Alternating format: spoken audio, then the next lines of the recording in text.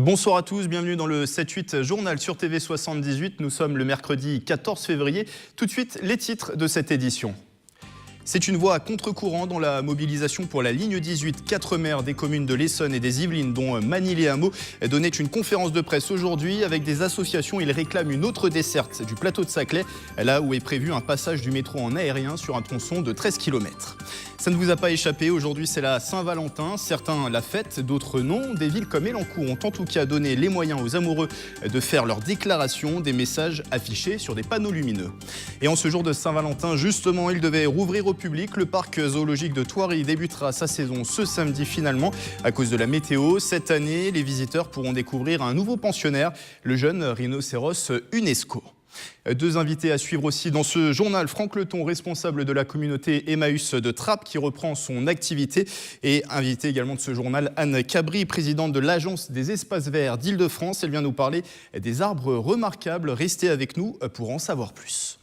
Son calendrier n'est pas encore fixé, mais le projet est lui établi. La ligne 18 du Grand Paris Express permettra de relier à terme l'aéroport d'Orly à Versailles. 35 km de métro qui passeront notamment en aérien par le plateau de Saclay, un tronçon qui inquiète certains élus et associations. Impact environnemental, économique ou encore agricole. Leurs préoccupations sont nombreuses. Les détails avec ce reportage de Nicolas Kirillovitz.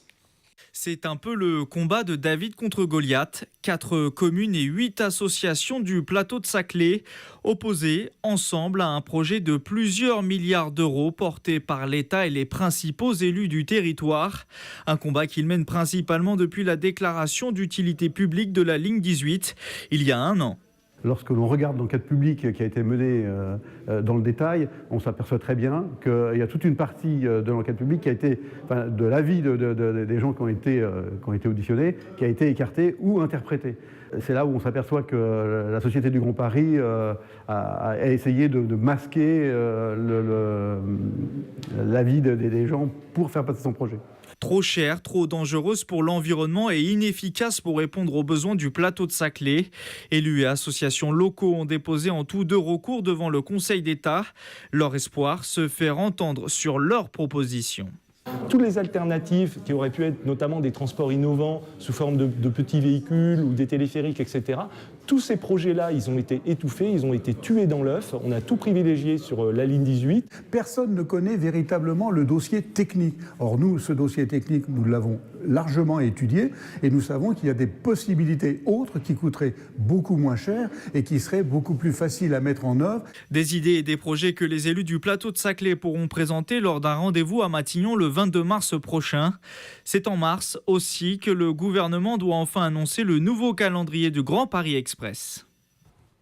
Transport, toujours attention si vous empruntez régulièrement les lignes N, U et le RERC. À partir de ce soir 22h, un mouvement social des aiguilleurs de Trappes et Versailles impacte tout le réseau. Sur les 3 lignes, prévoir un train sur 2. Pour connaître l'horaire de votre train avant de vous rendre en gare, rendez-vous sur le site transilien.com. Alors pourquoi les cheminots se mobilisent-ils demain? Réponse collectée par Nicolas Kirillovitz. Réagir à une situation qui devient explosive, c'est-à-dire l'augmentation des cadences avec l'augmentation de la circulation des trains depuis plusieurs années.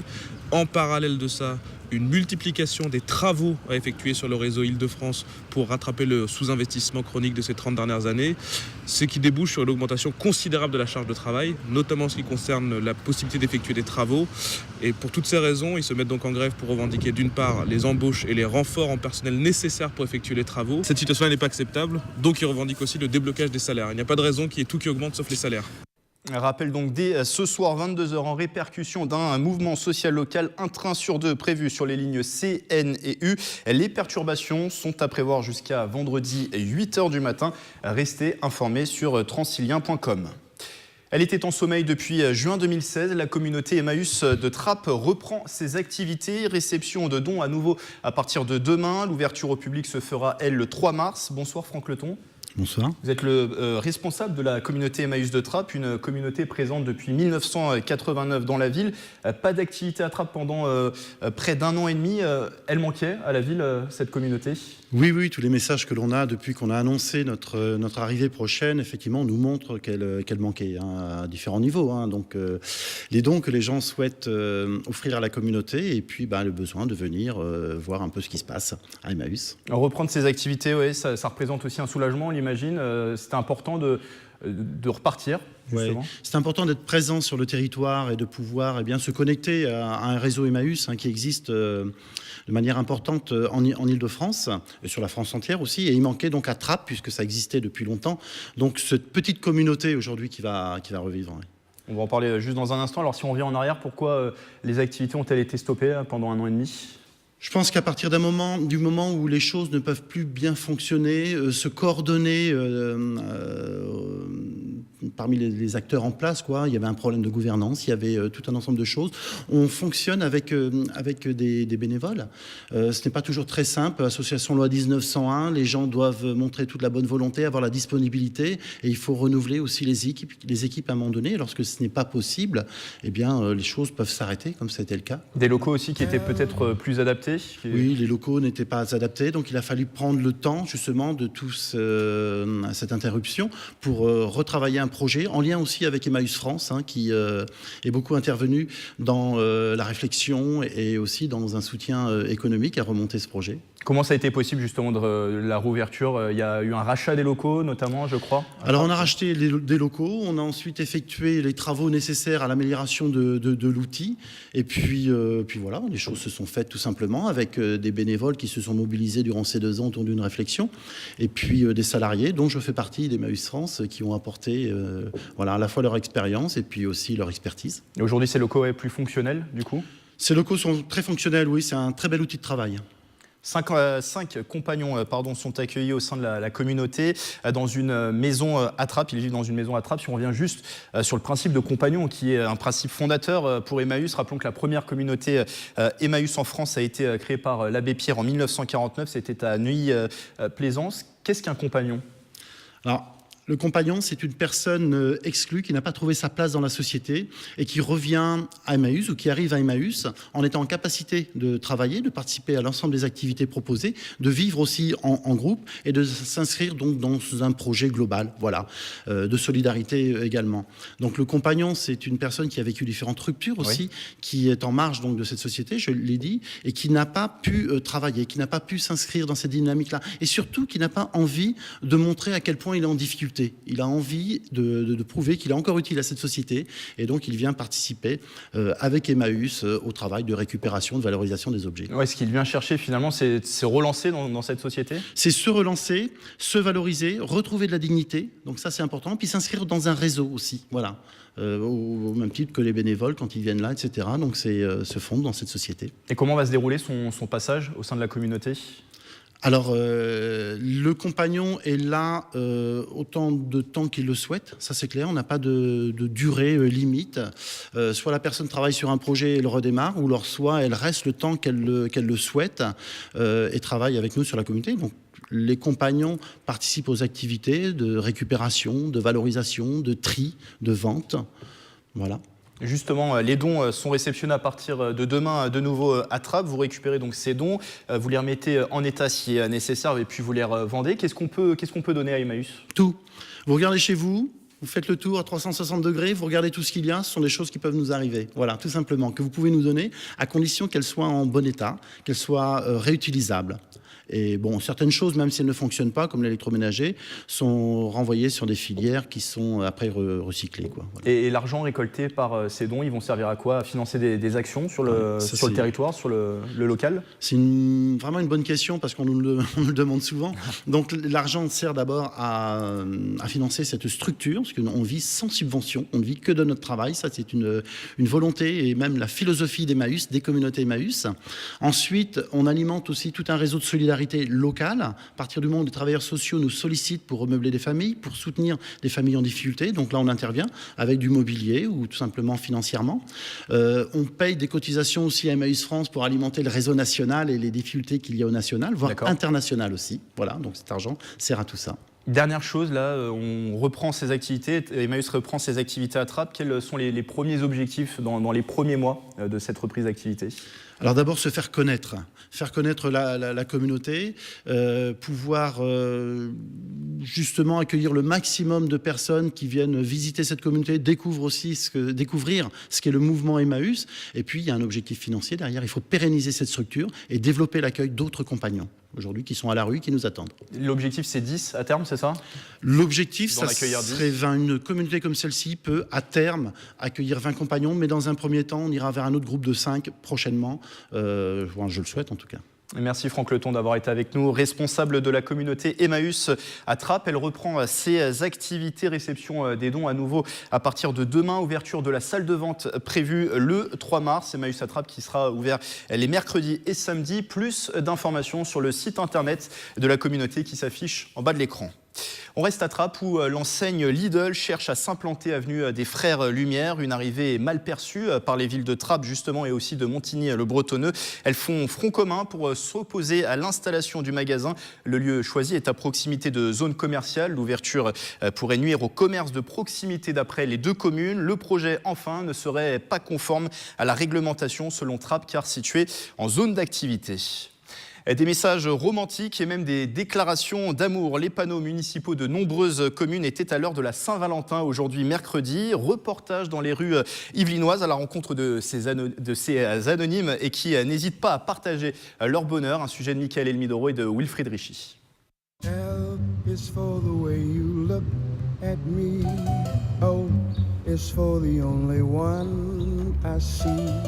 De Bois d'Arcy à Elancourt, elles fleurissent malgré le froid de ce mois de février, les déclarations d'amour sur les panneaux municipaux. En ce 14 février, au petit matin, David est venu s'assurer que son mot doux était bien inscrit. C'est la petite surprise de la Saint-Valentin grâce à la mairie d'Elancourt. Donc c'est super original, ça permet vraiment de s'approprier la ville et les panneaux qui sont souvent un peu sans trop d'informations personnalisées. Donc voilà, bonne Saint-Valentin ma chérie. Une surprise originale lancée l'an dernier dans cette commune et qui rencontre déjà un grand succès. Nous avons eu 25 Elancourtois qui ont diffusé des messages, déclaré leur flamme à leur amoureux ou à leur amoureuse. Et donc nous les publions toute la journée sur les panneaux électroniques. Et nous relayons aussi l'information sur notre site internet, évidemment, sur notre compte Facebook, Instagram et Twitter. David a prévu de revenir ce soir en famille pour immortaliser ce moment. Quant à ceux qui n'ont pas franchi le cap, rien ne les empêche de profiter de cette vague d'amour et de prendre part à ces instants de bonheur. Autre déclaration d'amour ou pas, les 7 départements franciliens ont envoyé un gâteau en forme de cœur à Emmanuel Macron. Sur ce fraisier, on peut lire « J'aime mon département », message d'humour au président de la République pour défendre l'échelon départemental. Hauts-de-Seine, Seine-Saint-Denis et Val-de-Marne sont pour rappel menacés de suppression dans le cadre de la réforme de la métropole du Grand Paris. À l'occasion de la Saint-Valentin, encore l'association Prévention Routière a lancé une campagne digitale. Mieux vaut s'envoyer en l'air que sur la route. Des messages de sensibilisation sont diffusés depuis lundi sur les réseaux sociaux. Ils ont pour but d'inciter les conducteurs à anticiper leur retour de leur soirée en amoureux. Les amoureux qui avaient prévu de s'y rendre aujourd'hui peuvent être déçus. D'ailleurs, à cause de la météo, le parc de Thoiry n'a pas rouvert ce mercredi. Il débutera sa saison finalement ce samedi. Le temps pour son nouveau pensionnaire de s'acclimater, le jeune rhinocéros UNESCO qui est arrivé fin janvier. Reportage de Camille Lambert. À peine âgé de 3 ans, UNESCO pèse déjà près de 2 tonnes. Arrivé le 25 janvier, c'est l'une de ses premières sorties avec ses compagnons. Il découvre sa nouvelle maison et ses voisins. Son arrivée depuis le safari de Pau en Ardèche est un symbole fort pour le parc qui se remet doucement de la mort de Vince il y a 1 an. UNESCO est à Thoiry pour grandir. Dans quelques années, il pourrait aider à préserver son espèce. La mère du UNESCO est gestante et va mettre bas au mois de mars. Et donc il fallait que ce jeune mâle quitte son groupe d'origine. Donc il va rester là quelques années. Si le coordinateur du programme d'élevage des rhinocéros en Europe a besoin de lui en reproduction dans un autre parc, effectivement il pourrait repartir dans quelques années pour s'accoupler avec certaines femelles. Mais pas de naissance de rhino prévue à Thoiry. UNESCO partage son box avec Bruno, un mâle de 5 ans, et Gracie, la doyenne de 37 ans. Les visiteurs pourront le rencontrer dès le 17 février et découvrir les autres nouveautés du parc. L'offre d'activités aériennes, initiée avec la tyrolienne du côté des Lions, a été complétée par un parcours dans les arbres. On va évoluer dans des filets jusqu'à 9 mètres de hauteur avec une vue sur les animaux de la plaine africaine. Il y a eu 10 semaines de montage dans les arbres pour pouvoir accrocher ces filets. Donc c'est vraiment une aventure bondissante. On peut y aller à partir de 3 ans, accompagné d'un adulte bien sûr. Le parc de Thoiry fête cette année ses 50 ans. Pour l'occasion, une nouvelle zone d'immersion est en création. Un trek australien avec une volière d'oiseaux exotiques et un parcours au milieu des wallabies sera prêt pour le printemps. Recenser et classer les plus beaux arbres d'Île-de-France, les plus rares et aussi les plus fragiles. Ambition du comité régional des arbres remarquables. Une première réunion s'est tenue hier à Versailles. Bonsoir Anne Cabri. Bonsoir. Vous êtes la membre de ce comité, on va y arriver, membre de ce comité. Vous êtes également la présidente de l'Agence des espaces verts d'Île-de-France, conseillère régionale, également déléguée spéciale à l'agriculture et la ruralité. J'ajoute que vous êtes également la maire d'Orsonville. Alors avant de parler de ce comité, de ses missions et également de ses prochaines actions, il convient de présenter ce qu'est un arbre remarquable. Écoutez la définition d'Alain Baraton, jardinier en chef du Grand Parc du Château de Versailles. C'est au micro de Michael Emidoro et de Patrick Jacques de Dixmude. Un arbre remarquable est un arbre qui doit être protégé pour son histoire, sa beauté, son emplacement, les légendes qu'il peut porter en lui. En un mot, c'est un arbre qui ne doit pas être coupé pour n'importe quel prétexte, d'où l'idée de Yann Verling et de la région de les recenser, de les protéger pour que nos enfants puissent eux aussi profiter des arbres remarquables. Les arbres peuvent parfaitement être remarquables tout en ayant une espérance de vie beaucoup plus récente. Prenez l'exemple d'Oradour-sur-Glane. Lorsque vous arrivez dans ce lieu dédié, j'allais dire, eh bien malheureusement aux martyrs de la dernière guerre, un chêne vous accueille. Ce chêne n'est pas très vieux, il est pourtant témoin de la barbarie nazie. Il a donc à ce titre le label, j'allais dire, remarquable. Lorsque vous plantez aujourd'hui un arbre en commémorant les attentats de Paris, cet arbre devient de fait remarquable. Donc l'arbre remarquable peut être jeune, âgé, beau, moins beau, mais c'est un arbre qui doit justifier toute notre attention, toute notre protection et tout notre amour. Alors Anne Cabri, on l'entendait dans cette interview, l'arbre au même titre qu'un monument, c'est un témoin de l'histoire. Oui, l'arbre est un témoin de l'histoire. Il ne faut pas oublier que l'arbre est un être vivant. Donc c'était important qu'on classe au niveau de la région Île-de-France. C'était un souhait de la présidente Valérie Pécresse de pouvoir identifier ces arbres remarquables.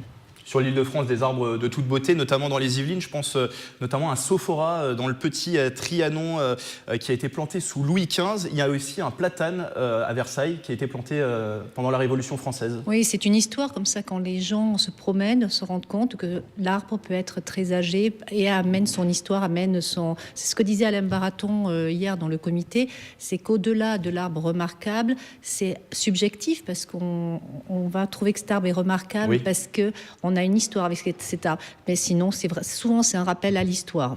Alors, première réunion de ce comité régional des arbres remarquables hier. Il est présidé par Yann Verling. Je le précise, c'était au parc du château de Versailles, tout un symbole finalement de commencer au parc du château de Versailles. Ben oui, c'est un symbole de commencer dans ce lieu mythique du parc de Versailles avec toute l'histoire et toute la protection qu'ils font, dont Alain Baraton gère sur le parc de Versailles et tous ces arbres.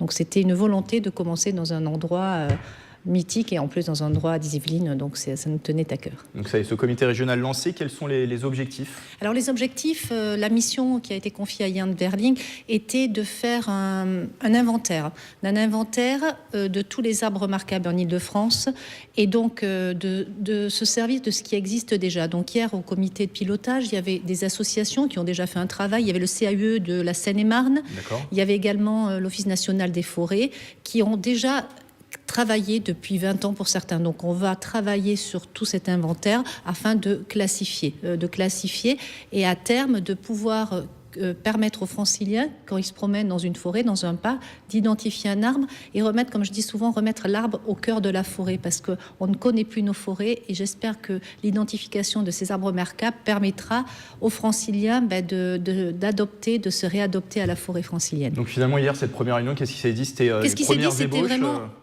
c'est un échange qui s'est fait entre tout le monde, entre tous les membres, pour savoir comment eux caractériser quel est le caractère sur l'arbre remarquable. Alors pour certains, comme Alain Baraton, c'était le côté historique.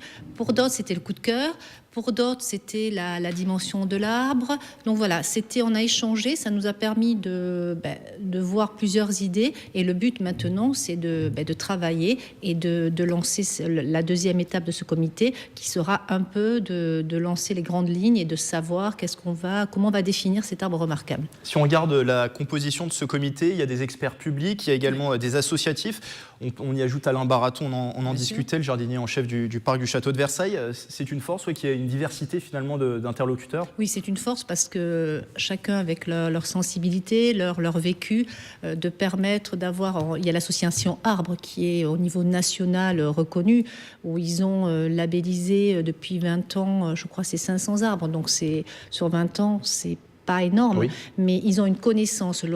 L'Office national des forêts, bien évidemment, connaît très bien depuis Colbert les forêts franciliennes. Et dans nos forêts en Île-de-France, qui sont des forêts royales, il ne faut pas l'oublier. Donc souvent, quand vous promenez en forêt, par exemple de Rambouillet, vous remarquez à un croisement, il y a un arbre, c'était voulu à l'époque par le roi.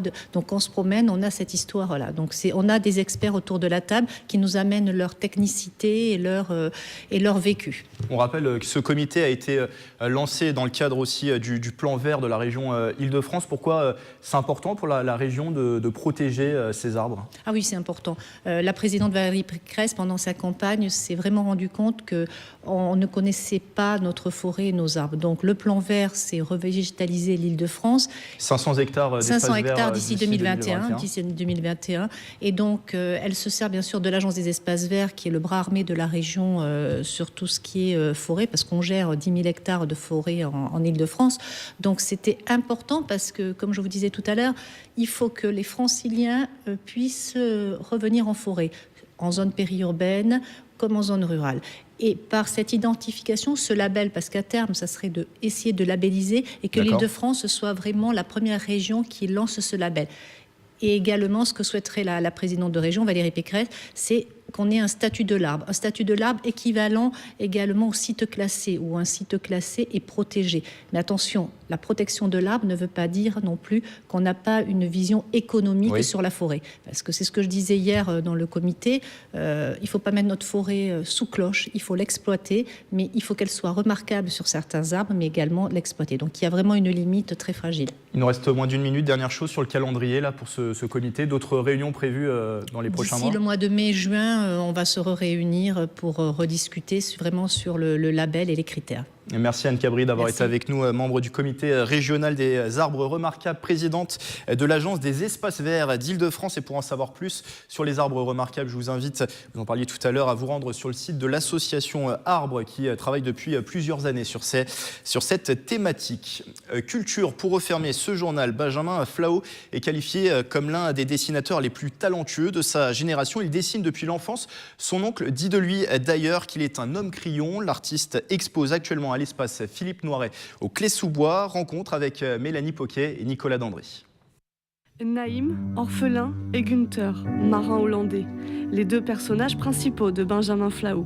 L'artiste fait de la bande dessinée inspirée de souvenirs de voyage. C'est un livre que j'ai fait à partir d'un voyage que j'avais fait, de plusieurs voyages que j'avais fait en Afrique de l'Est, qui au départ était sous forme de... Le matériau que j'avais, c'était plutôt des carnets de voyage, des carnets, quoi, des dessins et puis des petites notes, et que j'ai transformé en récit, en fiction. Et finalement, ça a donné un diptyque, voilà, avec tous les ingrédients que j'ai pu piocher pendant ces voyages-là.